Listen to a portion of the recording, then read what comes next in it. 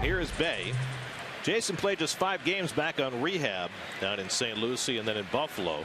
Went 3 for 16 in those games and felt as though he was ready to go. Talked on the phone a couple of times with Terry Collins to talk about whether he felt as though he could hit the ground running, which is something that he failed to do the last time he came off the disabled list. And he takes a strike from Detweiler.